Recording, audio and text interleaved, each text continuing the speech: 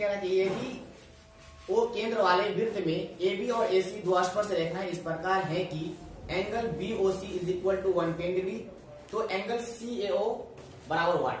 तो अब जरा सा देखिए, यहाँ पे कह रहा है कि दो स्पर्श रेखाएं हैं, कहा ये वृत्त का केंद्र है, ये वृत्त का क्या है, केंद्र है, और दो स्पर्श रेखाएं कहां से हैं, बाहर से, यानी एबी और एसी दो क्या है, स्पर्श रेखाएं हैं, और दे दिया हुआ है angle BOC is equal to 110 degree. तो आप किस एंगल का मान निकालिए, angle CAO is equal to what, angle CA is equal to what. हम लोग एक चीज जानते हैं, BOC plus angle BAC, angle BAC is equal to कितना हो जाएगा, 180 डिग्री, होगा कि नहीं होगा। तो अब जरा सा देखिए आप, एंगल बीओसी का वैल्यू दिया हुआ है, तो इसको हम लोग क्या करेंगे, पुट करेंगे, 110 plus angle BAC is equal to 180 degree.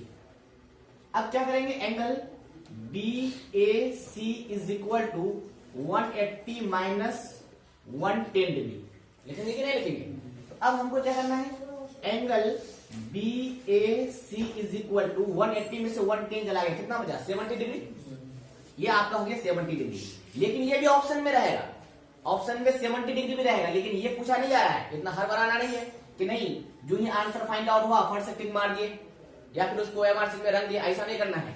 हम लोग को देखना कि पूछा क्या जा रहा है। हाँ, अगर ऐसा पूछा जाए एंगल बीएसी का वैल्यू क्या होगा, तो ये फिर ठीक है आंसर, एंगल बीएसी। लेकिन यहाँ पे एंगल बीएसी नहीं पूछा जा रहा है, यहाँ पे पूछा जा रहा है एंगल सीएओ, यानी कि ये एंगल पूछा जा रहा है। अगर इसको हम लोग लाइन को अगर हम यहाँ पे ड्रॉ करके मिला देंगे तो ये एंगल पूछा जा रहा है। तो आप जरा सा बताओ, एंगल सीएओ जो है वो एंगल बीएसी का क्या है, हाफ है।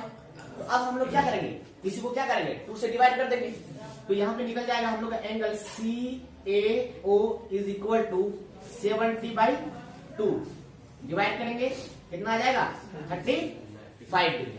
क्लियर। बिंदु टी से किसी वृत्त की स्पर्श रेखा की लंबाई 12 सेंटीमीटर और केंद्र से टी की दूरी 13 सेंटीमीटर है, तब वृत्त की त्रिज्या क्या होगी। कहता है कि कोई बाहरी बिंदु टी है और टी से स्पर्श रेखा की जो लंबाई है वह है कितना, 12 सेंटीमीटर, यानी कि टीए है आपका 12 सेंटीमीटर, और केंद्र से स्पर्श बिंदु की जो लंबाई है वो कितना है, 13 सेंटीमीटर, यानी कि OT is equal to 13 centimetre. तो आपको कहता है कि वृत्त की त्रिज्या निकाले। त्रिज्या का मतलब क्या है, ओए इज इक्वल टू व्हाट, ओए पूछा जा रहा है कि वृत्त की त्रिज्या क्या होगा। तो अब हम लोग देखेंगे, बताओ यहाँ पे कितना डिग्री का एंगल बन रहा है, 90 डिग्री।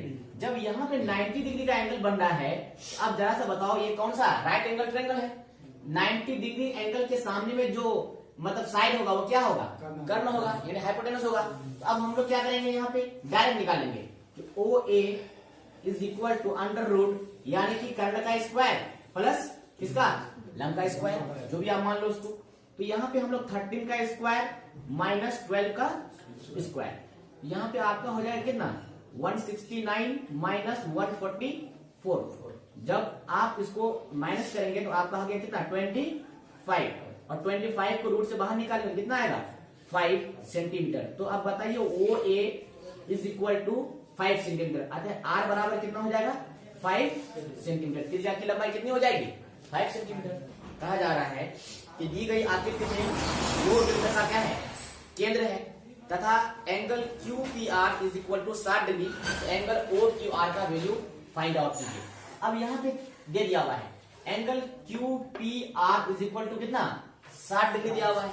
तो आपको पूछा जा रहा है क्या, एंगल ओ क्यू आर की वैल्यू पूछा जा रहा है। अब देखिए कैसे ये बनेगा। अब जरा सा देखिए, यहाँ पे ये एंगल आपको दे दिया हुआ है 60 डिग्री। जब ये एंगल 60 डिग्री है तो यहाँ पे केंद्र में जो कोण एंगल बनेगा वो कितना डिग्री का बनेगा, बताइए कितना डिग्री का बनेगा, वो आपका उसका दुगुना डिग्री, मतलब कि अगर 60 डिग्री है तो वहां पे 120 डिग्री का बनेगा। कितना डिग्री का, केंद्र का एंगल, ये एंगल। यहाँ पे हम लोग देखेंगे कि angle Q O R is equal to 2 into 60 degree, आपका हो जाएगा कितना, 120 डिग्री। ठीक है, लेकिन हमको ये एंगल नहीं पूछा जा रहा है, पूछा जा रहा है एंगल ओ क्यू आर। अब जरा सा देखो, ये आपका यहां से ओ क्यू जितनी लंबाई है उतनी लंबाई कितनी किसकी है, ओ आर की।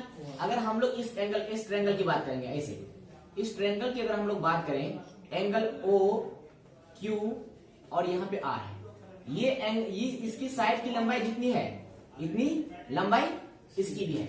जब बताओ, जब दोनों साइड जब इक्वल है तो उनके दोनों एंगल भी क्या होगा, इक्वल होगा। तो अब हम लोग क्या करेंगे, इसको हम लोग मान लेंगे क्या, एक्स एक्स मान लेंगे। जब इक्वल है तो कुछ भी मान सकते हैं, हम लोग एक्स एक्स मान लेंगे। तो अब हम लोग क्या करेंगे कि x plus 120 is equal to 180 degree. तो 2x plus 120 is equal to 180 degree. तो 2x is equal to 180 minus 120। तो 2x इज इक्वल टू कितना डिग्री हो जाएगा, 60 डिग्री। तो x is equal to 60/2 divide करेंगे, x is equal to 30 degree. तो आप जरा सा बताओ, angle O Q R is equal to कितना डिग्री हो गया, 30 डिग्री।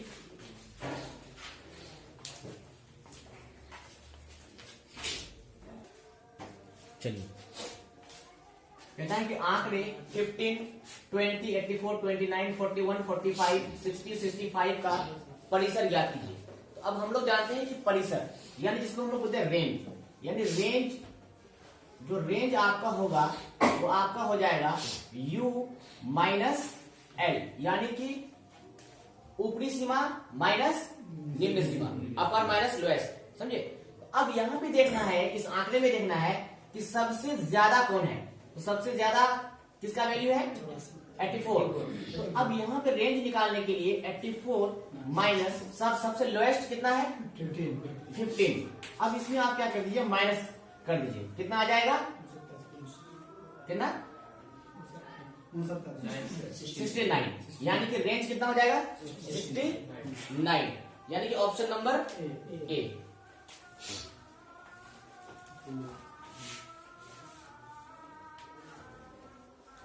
अब तो आसान क्वेश्चन है।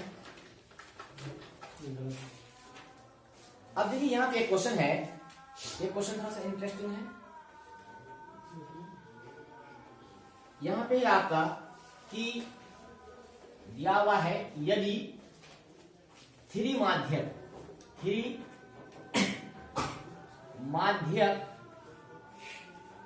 इक्वल टू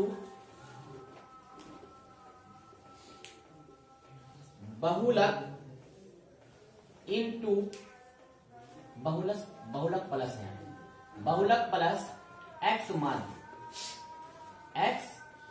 माध्य, तो x का मान क्या होगा, आप बताइए। तो x is equal to 1, x का मान पूछा जा रहा है। क्वेश्चन थोड़ा सा घुमा दिया है, और यही क्वेश्चन अगर ऐसे देता कि बहुलक, अगर हम लोग पढ़े हैं कि बहुलक का फॉर्मूला होता क्या है, सबसे पहले यहाँ पे हम लोग बहुलक का फॉर्मूला सेट करेंगे।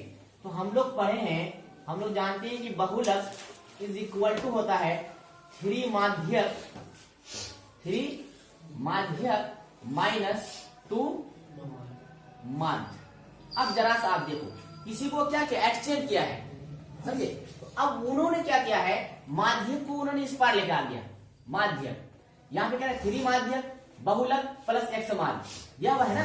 तो अब इन्होंने क्या किया कि अगर हम लोग इधर हम लोग लेके आ जाएंगे माध्यक को, यहाँ पे अगर हम लोग लेके आ जाएंगे, या फिर माध्यक को हम लोग उसी पर रहने देंगे।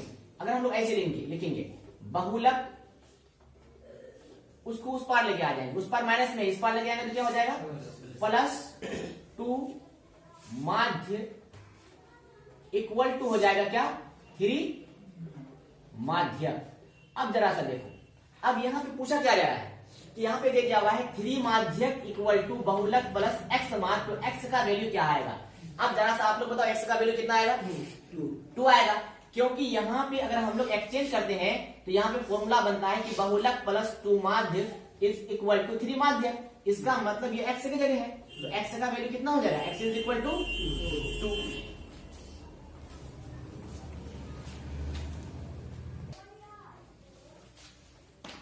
अब देखिए यहाँ पे दिया हुआ है कि परीक्षण 12, 13, 11, 14, 12, 13, 15, 11 और 13 का बहुलक किसे कहते हैं, यानी कि अगर इस प्रकार दिया हुआ है और बहुलक पूछे तो इसका मतलब जो सबसे ज्यादा बार आए, बहु मतलब ज्यादा, जो सबसे ज्यादा बार आए। तो आप देखिए परीक्षण में सबसे ज्यादा बार कौन आया है, कौन सा अंक आया है सबसे ज्यादा बार? अगर हम लोग अगर 13 की अगर बात करें, ये यहाँ पे आया है, यहाँ पे आया है, यहाँ पे आया है, कितने बार आया? 3 बार आया है। और 12 की बात करें तो 2 ही बार आया है। 14 की बात करें तो 1 बार आया है। 11 2 बार आया है। और 15 कितने बार आया है?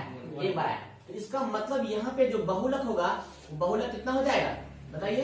बहुलक इज इक्वल टू 13। क्लियर? अब देखिए यहाँ पे